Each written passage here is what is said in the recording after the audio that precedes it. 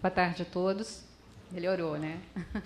Então, olha, em primeiro lugar, foi um prazer. Eu quero agradecer imensamente o convite do Charles para fazer essa apresentação aqui. Ele me lembrou inicialmente que eu havia recusado, porque o nome da mesa era um nome bem abrangente. Eu falei, eu não me sinto à vontade para falar sobre o tema que estava posto anteriormente. Mas aí ele entrou em contato comigo na sequência, me fez o convite, foi muito gentil e realmente não tinha como negar. E assim foi extremamente importante e é gratificante estar aqui hoje falando sobre esse assunto. A mesa se chama Cenários das Reformas, mas eu vou falar especificamente sobre saúde, né? E o meu colega Décio, o deputado Décio, depois vai dar um panorama geral das reformas que estão postas aí. Bom, em relação à saúde, a proposta é falar um pouco sobre o novo regime fiscal, as PECs, né, 241 da Câmara e agora PEC 55, que está sendo, inclusive, votada em primeiro turno hoje, é a previsão no Senado Federal. Falar um pouco das consequências, caso essa proposta seja aprovada, para o Sistema Único de Saúde e para a garantia do direito à saúde no Brasil, né?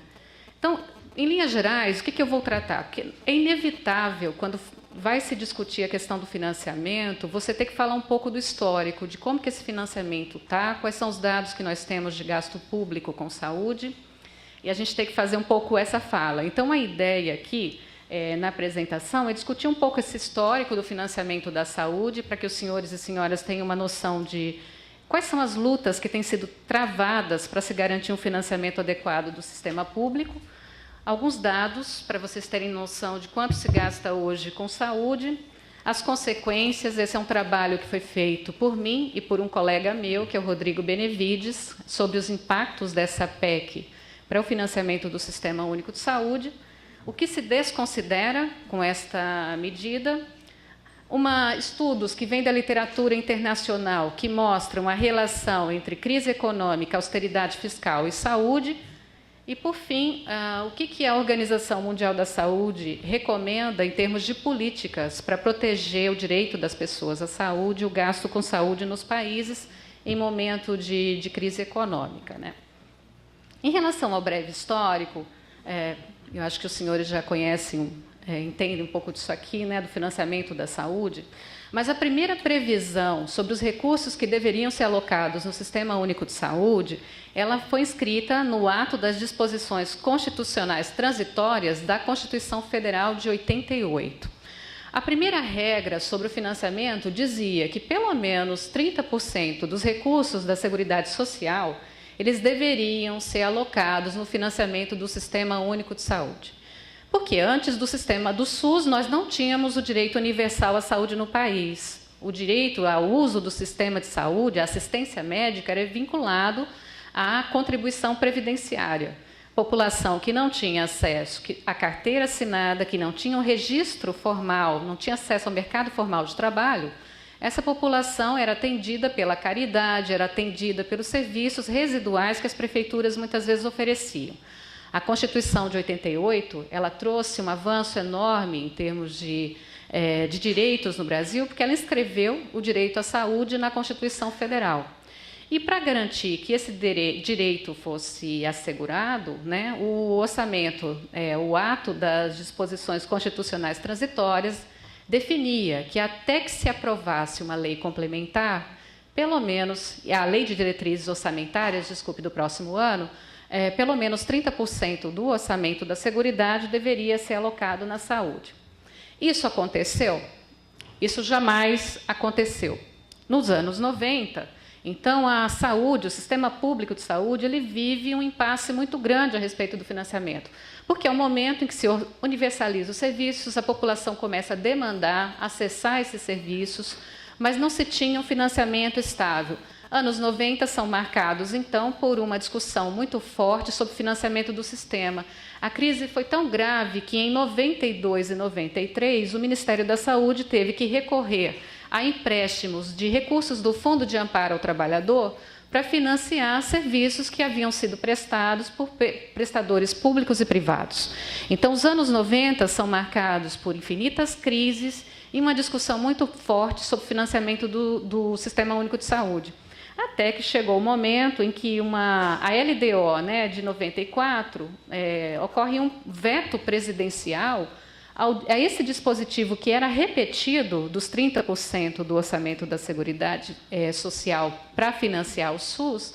O presidente veta esse dispositivo e, na verdade, você não tem uma regra definida sobre como vai se dar o financiamento do Sistema Único de Saúde.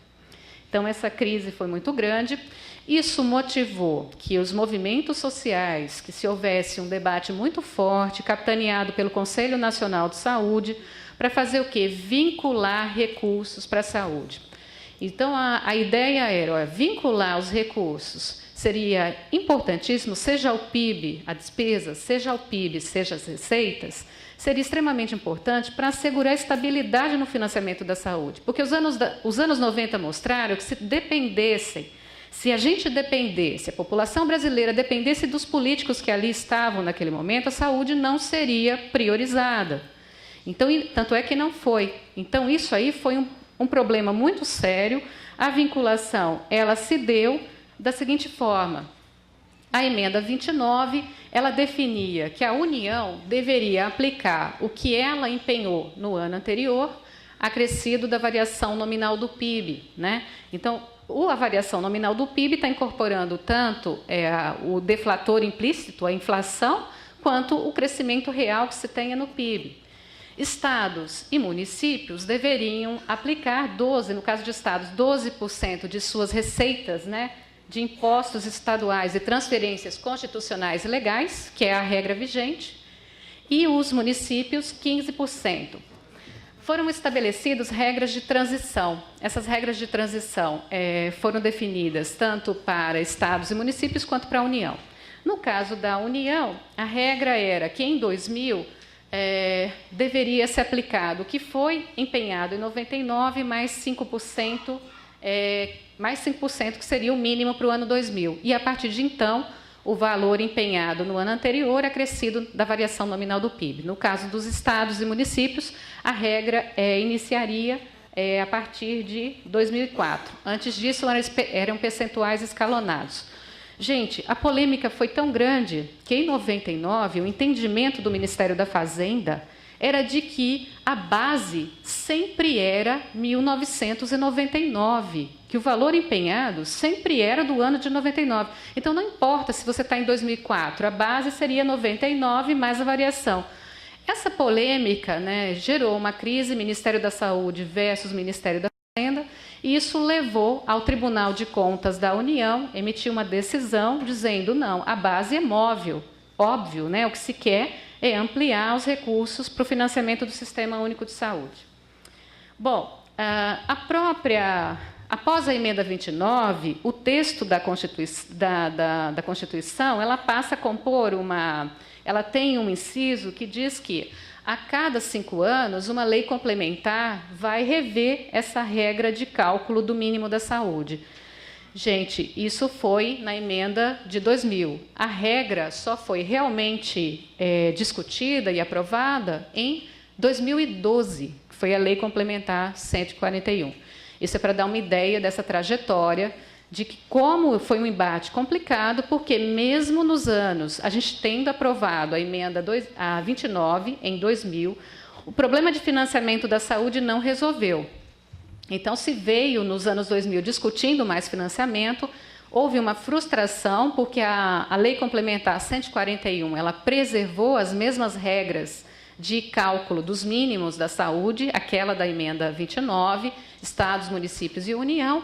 A única vantagem que ela trouxe foi que ela passou a definir quais são as despesas com ações e serviços públicos de saúde, porque uma outra polêmica com a emenda 29 é que, ao não dizer quais são essas despesas, o que acabou acontecendo é que eram incluídas despesas que não poderiam ser consideradas em uma norma que o Conselho Nacional de Saúde editou. Qual o problema?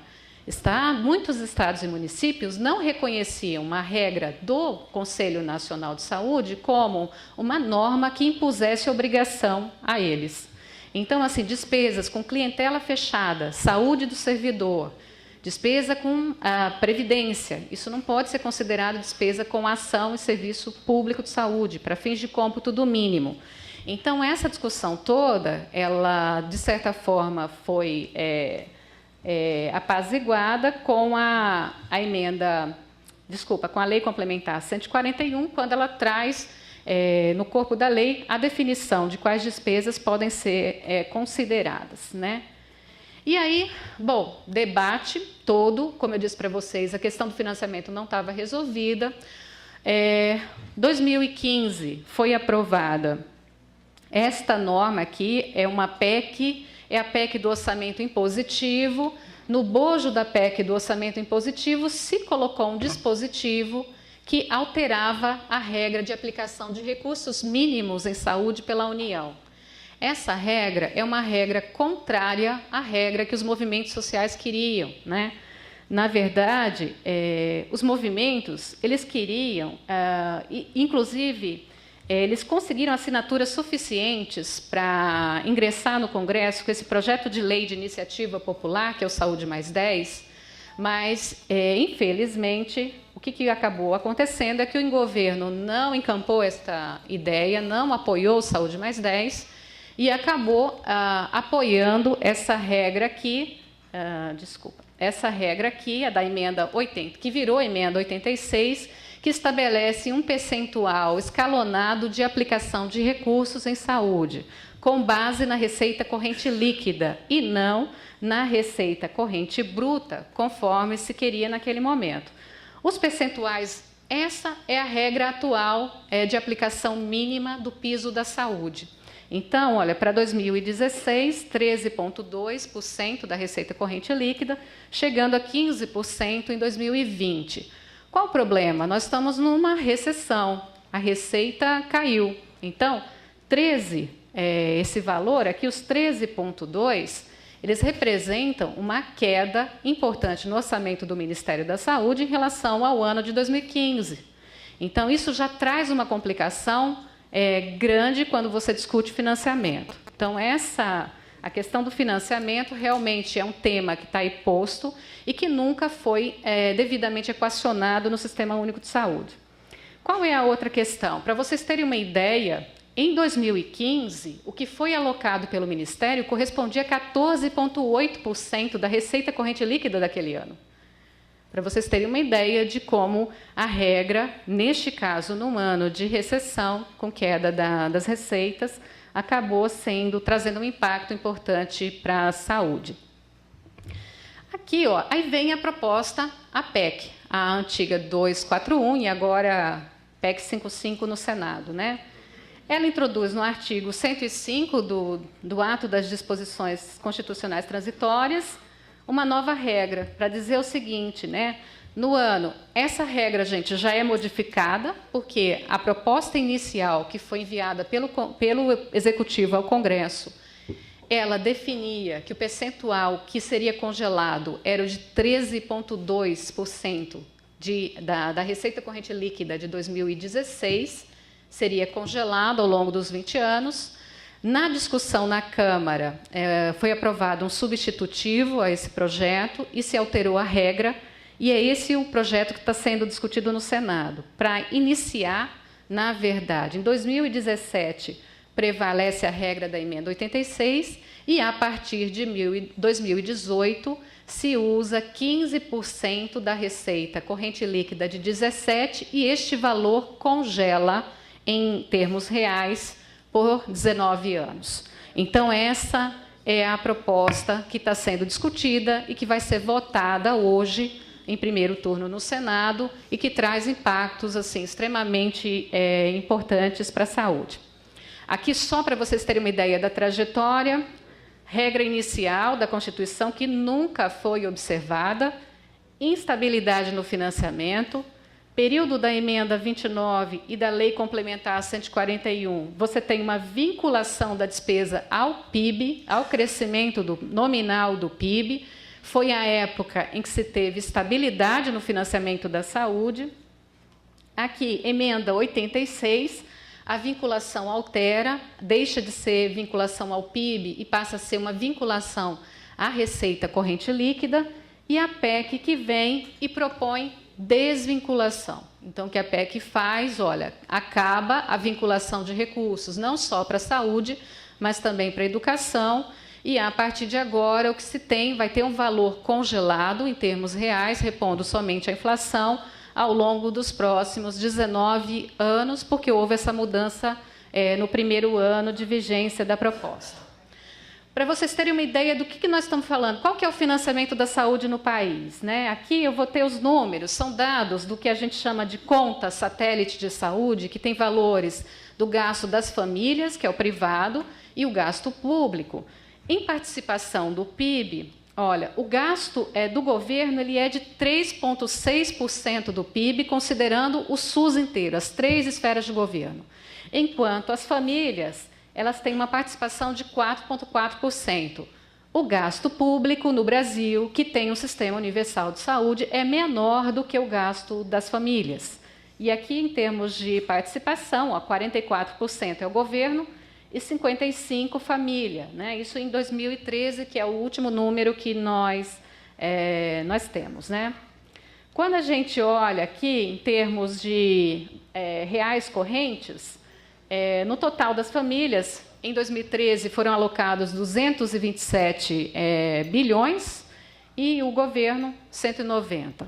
Então, o Brasil, que é um país aqui que tem um sistema universal de saúde, o gasto público é menor do que o gasto das famílias, o gasto privado. Aqui, para vocês terem uma ideia, numa série de 2000 a 2015, a linha vermelha é a participação do gasto com saúde no PIB. Vocês estão vendo que não tem grandes variações? O gasto público no Brasil, em saúde, em relação ao PIB, ele se mantém, né? Tanto, aqui é o gasto total, considerando a soma desses dois, né? Gasto total não aumenta muito. Para vocês terem ideia, o último número é de 2013, é 8% do PIB, público e privado, sendo que o público ele é de 3,6% do PIB.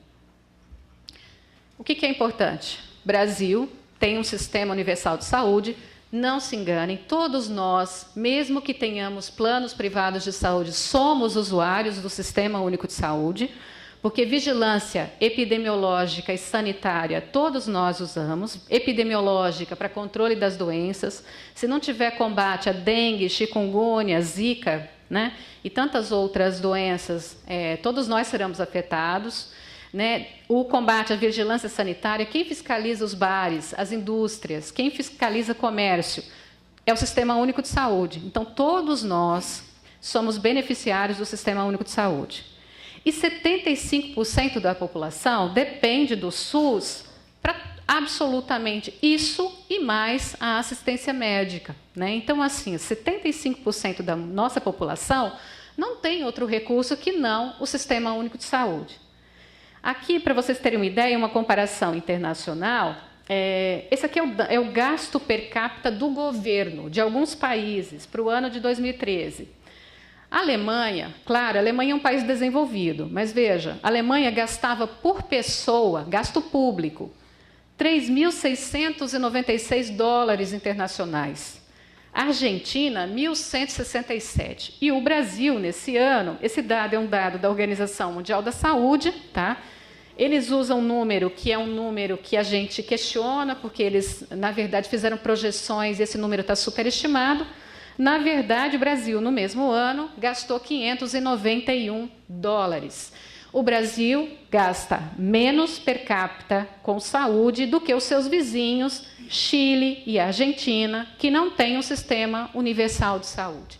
Então, isso para dar uma dimensão do gasto no Brasil. Essas linhas todas são os países. O Brasil é a linha vermelha. Isso aqui é o gasto público como percentual do PIB dos nossos amigos aqui, os latino-americanos. E aí a gente vê, olha, de 2007 a 2014, olha o Brasil estável, aqui a linha vermelha, e vejam que países, o gasto público em percentual do PIB do Brasil é menor do que Chile, El Salvador, Paraguai, Nicarágua, Colômbia, Panamá e Uruguai. Então, assim, são países que estão fazendo um esforço maior para se ter um gasto público em saúde que o Brasil. O per capita, né, o Brasil fica atrás da Argentina, Colômbia, Chile, Panamá e Uruguai. Veja o Uruguai. O Uruguai está fazendo um esforço enorme de universalizar o sistema de saúde, o direito à saúde no país. Então, ele tem feito um esforço de colocar mais recursos para financiamento do SUS. Isso mostra para nós aqui que o gasto público do Brasil em dólares internacionais é inferior ao de países da América Latina que não têm sistema universal de saúde, como a Argentina, Chile, e são países semelhantes em termos de desenvolvimento econômico, são semelhantes a nós. Então, isso dá uma dimensão, para a gente ter uma comparação, de quão baixo é o gasto público em saúde no Brasil. Tem problema de gestão? Tem, e sempre é preciso melhorar. É preciso também lembrar que o problema de gestão ele não está isolado somente na saúde pública, na educação pública. A gente tem que olhar o problema de gestão em toda a administração pública. Tem problema no Ministério da Fazenda? Óbvio que tem. Nas secretarias de Fazenda? Óbvio que tem. Então, a gente tem que olhar o conjunto, né, e aprovar medidas, implementar medidas que melhorem o uso do recurso público em todos os setores, né, da administração.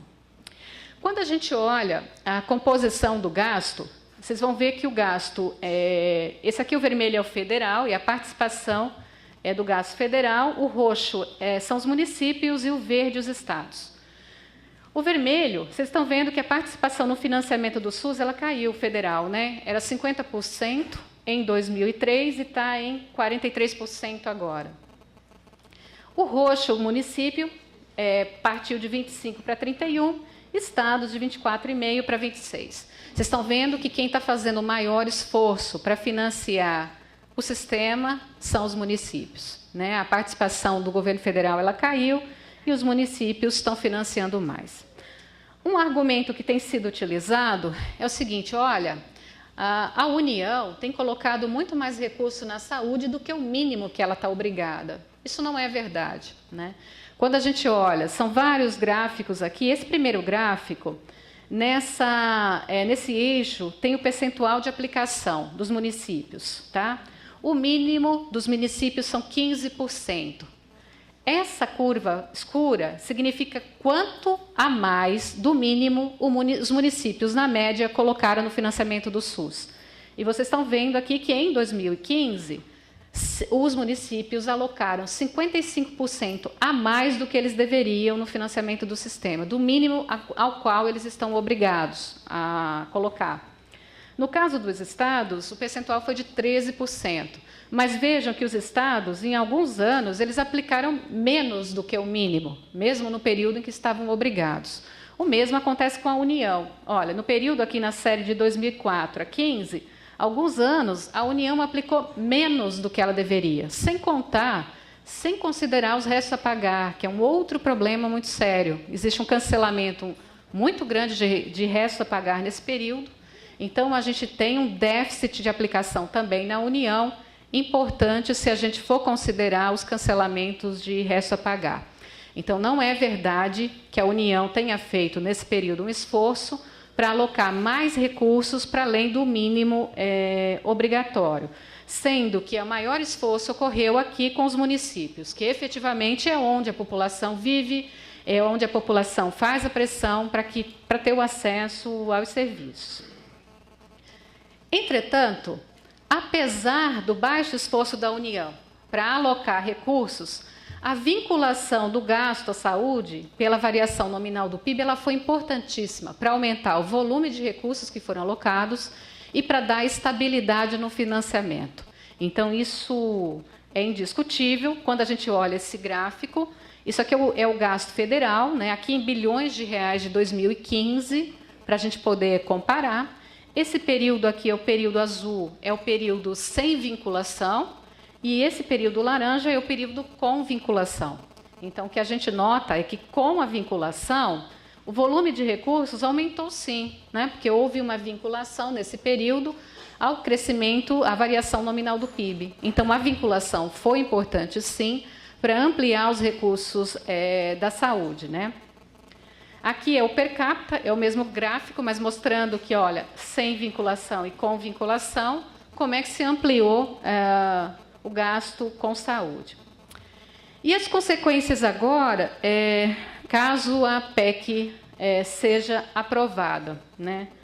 Bom, isso tudo para mostrar para vocês, olha, o quanto a gente está... Como foi difícil discutir financiamento da saúde no Brasil, né? Discutir como prioridade, nunca foi tratado como uma prioridade. E segundo ponto, as dificuldades que ocorreram. Apesar disso, a vinculação trouxe um acréscimo de recursos para a saúde, e mesmo com esse acréscimo, o gasto que se faz com saúde no Brasil ainda é um gasto baixo. O que a PEC propõe? Bom, ela estabelece, né, um teto para as despesas primárias do governo, baseado no quê? A despesa paga, mais os restos a pagar pagos, a partir de 2017, usando os dados, usando a despesa primária de 16, sendo corrigida pela a variação do IPCA acumulado entre julho de 15 a junho de 16 e assim sucessivamente. Então, ela vai pegar no ano anterior ao da elaboração ao do orçamento, ela pega os últimos 12 meses ali, entre julho e junho, para você fazer a correção monetária do orçamento. Então, tem um teto de despesas e dentro desse teto, a única coisa, ele vai ser congelado em termos reais. E esse teto, a única coisa que vai acontecer é uma correção pelo IPCA. É essa regra que está lá. No 10º ano de vigência, somente essa regra pode ser discutida, não muda o mecanismo, vai ser congelado por 20 anos. A única coisa que você pode flexibilizar é essa regra de atualização monetária a partir do 10º ano de vigência. E no caso da saúde, aquela alteração que eu já expliquei, e ela desvincula. Então, não existe mais, se essa PEC for aprovada, acabou a vinculação de recursos para a saúde e para a educação, né? Então, isso aqui eu já falei para os senhores, a partir em 2017, o orçamento do ano que vem mantém a regra atual da emenda 86, mas, a partir de 2018, 15% da receita corrente líquida de 2017, congelados por 19 anos e somente atualizados pela aplicação do IPCA. Se esta regra estivesse valendo no período de 2003 a 2015, nós teríamos teria caído a participação do gasto federal no PIB de 1,98 para aqui 1,15.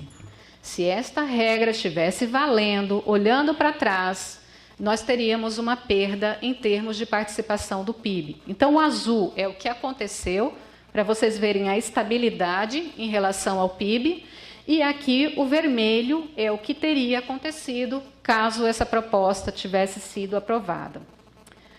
Aqui, nós fizemos algumas projeções. Então, olhando, o Rodrigo Benevides e eu, olhando para frente, né? Então, olhando para frente, olha, aqui o azul é emenda 86. Ela está estável, tem essa queda aqui, por quê, gente? Emenda 86, lembrem, são os percentuais escalonados, né? Só atinge 15% em 2020. Aí, se a gente tem aqui, com a PEC, né, crescimento zero, você vê que o crescimento, se o Brasil não crescer por 20 anos... seria melhor, é uma regra interessante para a saúde, porque blinda, mas isso é improvável, que o Brasil não cresça por 20 anos. Se vocês olharem aqui, olha, numa taxa de crescimento, que é o verde, de 1% ao ano, a participação da saúde no PIB cai para 1,44%. Se o Brasil crescer 2% ao ano, cai para 1,20%. E se 3% ao ano, que é o cenário que é utilizado no regime geral da Previdência, né, para fazer as projeções, a gente cai para menos de 1% do PIB. O que esse gráfico mostra? Que quanto maior o crescimento da economia, menor a participação do gasto com saúde no PIB. E aí, o que mais que é importante destacar? Essas nossas hipóteses são muito conservadoras, porque nós assumimos que a receita corrente líquida vai crescer igual com o PIB. Mas, na prática, quando o PIB cresce, a receita corrente líquida cresce bem mais. significa que nós estamos subestimando as perdas. Mas, ainda assim, a gente preferiu usar um cenário mais conservador, que, mesmo sendo conservador, foi bastante questionado. Aqui é o mesmo gráfico, só em relação à receita corrente líquida, mostrando a mesma coisa. É a mesma coisa, cai a participação da saúde na receita corrente líquida. E olha, gente, nós estamos falando dos mínimos, das aplicações mínimas. Aplicação mínima pela emenda 86, aplicação mínima pela PEC 55. Né? Então, é esse o quadro. Quando a gente compara, agora o contrário, horas, como o vermelho aqui, ó, o gasto per capita, né? Vermelho é a PEC. A PEC, ela mantém constante, mas por que cai, Fabíola? Por que cai o per capita? Porque, gente, a nossa população cresce. Se ela cresce, o gasto está congelado, o gasto per capita no Brasil diminui. E aí, olha o que acontece com vários cenários de crescimento econômico. Se a gente mantiver a emenda 86, mesmo com o problema da recessão, em períodos de recessão, cai, né? Mas, quando a gente retomar o crescimento, e já há uma previsão do Banco Central de crescimento de 1% para o ano que vem, o que vai acontecer? Cresceu a distância entre a regra que nós temos hoje e a PEC, ela vai aumentando. Quanto mais a economia cresce, maior essa distância. Né? Aqui o cenário dos 3%, vejam, se crescer nesse cenário a 3%, o per capita se torna 845 versus R$ 486 pela PEC. Aqui é só uma tabela resumo que mostra esses números, né? Quanto mais cresce, pior, né? Se a saúde deixa de ter esses recursos para financiamento do sistema. E aí, o resumo da ópera é esse. A regra do piso da PEC só protege saúde se efetivamente a economia não crescer, se a gente mantiver em recessão durante esses 20 anos. O que ninguém acredita que isso vá acontecer. Né? Bom, aí o que se tem dito? Né? Orçamento de 2016 e 2017. Por que se disse assim, olha, essa regra de aumentar para os 15% teve um ganho enorme para a saúde. Foram 10 bilhões a mais para a saúde. É aquilo que se tem dito. Mas qual que é o problema, gente? Aqui o azul são os projetos de lei que o Executivo manda para o Congresso. Tá? E essa barra aqui, o cinza, foi o recurso empenhado. É que nós estamos falando aqui do ano 2015, né? Aqui nós estamos falando de 2016 e aqui 2017. 2017, o projeto de lei que o Executivo mandou para o Congresso, aqui o mínimo da emenda 86 e o mínimo da PEC. Então, o discurso tem sido, olha, no mínimo da PEC, por causa daquela mudança da regra, o Ministério da Saúde ganhou 10 bilhões a mais, que são realmente, se você compara o mínimo da emenda, já vi, 10 minutos.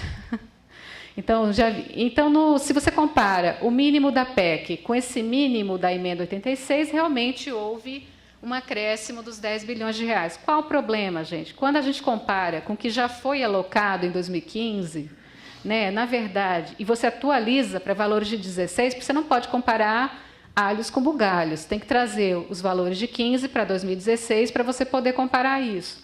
Então, na verdade, a diferença é de 4,4 bilhões de reais.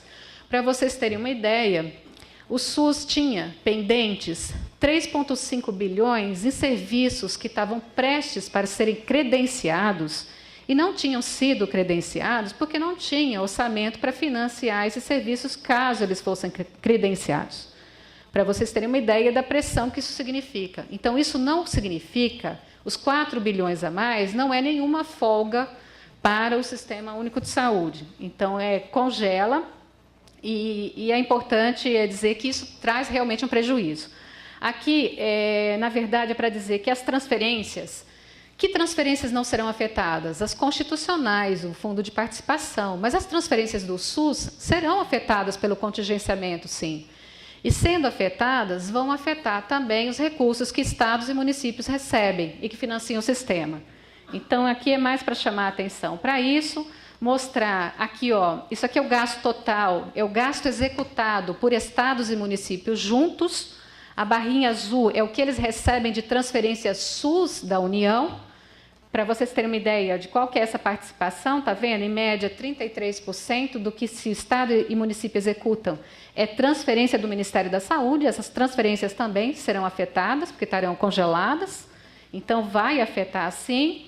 E esse gráfico, que eu acho que ele é o mais importante disso daí. Não fomos nós que produzimos, né? Ele está nesse documento aqui, né? Austeridade e retrocesso, que ele mostra o que é verdadeiramente essa proposta.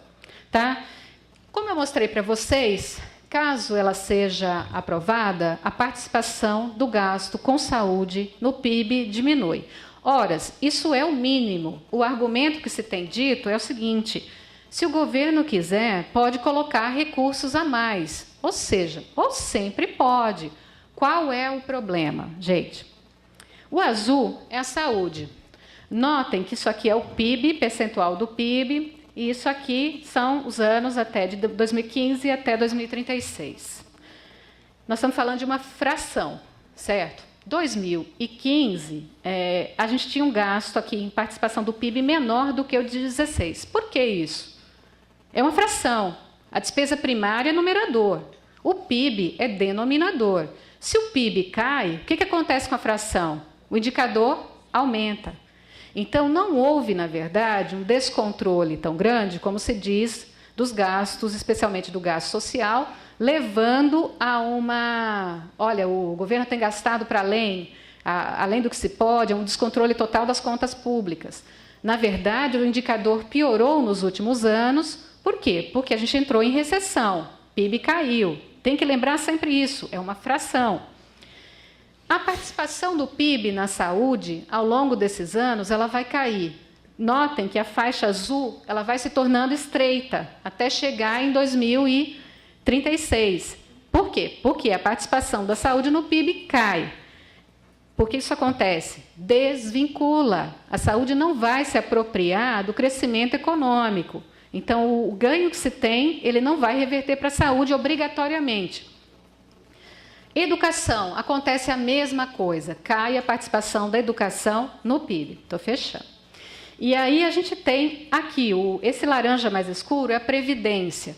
A Previdência, ela vai crescer, é inevitável, porque a Previdência ela tem um crescimento vegetativo de, em média, 3% ao ano, mesmo que se faça uma reforma da Previdência. E aí, a gente não está discutindo assim, que não tenha que ser feito. O que se está discutindo é que precisa ser bem debatido que reforma da Previdência será feita. O que vai acontecer com a faixa verde, gente, que são todas as outras políticas públicas? Elas serão espremidas. Por quê? Se a saúde e a educação elas mantêm um mínimo congelado, diminui a participação no PIB, mas elas têm um valor preservado. A Previdência não tem jeito, ela cresce. O que sobra para as outras áreas vai encolhendo. Para quem, gente? Para assistência social, para cultura, para habitação, ciência e tecnologia, investimento, transporte, infraestrutura, para tudo. Então, na verdade, o que essa proposta é uma proposta de redução do tamanho do Estado. Quando a gente olha isso aqui, a participação da despesa primária no PIB, ela cai. Ela vai cair a praticamente 14%. É uma forma de reduzir, sim, e de retirar o Estado de várias políticas públicas. Eu gostaria de mencionar aqui no caso da saúde, não sei se os senhores acompanharam as notícias, quando o ministro da Saúde assumiu, a primeira coisa que ele disse é que precisava rever o tamanho do SUS, que precisava pensar nisso. Recentemente, está sendo discutido no Ministério da Saúde um grupo de trabalho para criar planos de saúde acessíveis, planos privados de saúde acessíveis. Isso mostra qual é a linha de entendimento. Isso vai forçar, sim, a uma privatização, né? Força uma privatização na saúde, uma privatização nas universidades, especialmente o ensino superior, fica numa situação bastante complicada. Então, na verdade, o que eu quero dizer com esse gráfico e mostrar para vocês é que não se trata de uma proposta para controlar o gasto público descontrolado. É uma proposta que faz, porque senão não alterava direitos que estão previstos e os mínimos constitucionais vinculados que preservam esses direitos na Constituição. O que essa proposta faz é reduzir a participação do Estado em políticas públicas que são fundamentais para assegurar o avanço que nós estivemos no bem-estar social de nossa população brasileira nos últimos anos. Isso é, na verdade, gente, uma reforma implícita do Estado. Por que ela é implícita? Porque ninguém está dizendo que é uma reforma, mas ela é uma reforma. Então, é isso que a gente precisa ter muito claro. Lamentavelmente, na Câmara, essa proposta PEC 241 foi aprovada a toque de caixa, com pouco debate, então não se teve contraditório, praticamente nenhum espaço para que se debatesse, e aí no Senado houve algum debate, mas veja, em pouco tempo já se está discutindo, inclusive votando em primeiro turno essa proposta hoje. Isso aqui eu vou passar mais rápido, a desvinculação, a perda de recursos. O que se desconsidera? Gente, para a saúde isso é importantíssimo, envelhecimento da população brasileira. Os idosos vão dobrar, que é essa faixa azul, em 20 anos. Mais idosos significa mais serviços de saúde, né? Então, e a gente tem o custo mais alto, a inflação do setor saúde, ela é mais alta, sim, do que o índice geral do IPCA. Isso significa que corrigir o orçamento pelo IPCA vai ter perda adicional, sim, para a saúde. Né? Desconsidera outras coisas, a importância do gasto com saúde, que saúde e educação são pilares do desenvolvimento humano. Então, assim, não se deixa de considerar essa questão, que é preciso, sim, melhorar o desempenho do SUS, mas tem que ter decisão política, tem que implementar medidas, tem que ajudar servidores também a fazer com que as coisas efetivamente aconteçam, que as medidas sejam priorizadas e que a gente consiga fazer uma melhor gestão, sim, das políticas públicas. Sobre os ajustes fiscais, muito severos, gente, já tem estudo do Fundo Monetário Internacional mostrando que os países que adotaram esses ajustes dessa forma tiveram muitos problemas. Tem até um estudo aqui nacional mostrando que o gasto público em momento de recessão ele é importante, tem um multiplicador fiscal importante. Quer dizer, o gasto público aumenta, reverte para a economia, para o crescimento do PIB. Para finalizar mesmo, a gente tem uma relação importante entre crise econômica, piora dos indicadores de saúde de uma população, a austeridade fiscal, o que ela faz? Quando ela começa a cortar orçamentos, ela também piora os quadros de saúde da população. E os países precisam, na verdade, o que a Organização Mundial da Saúde recomenda é que se proteja o gasto com saúde, né? Que se não se corte o orçamento da saúde. Porque num período de recessão as pessoas perdem emprego. Mais de 1 milhão de pessoas já saíram do mercado privado de saúde. Elas elas necessitam do sistema público para assistência médica. Então, a gente precisa ponderar tudo isso.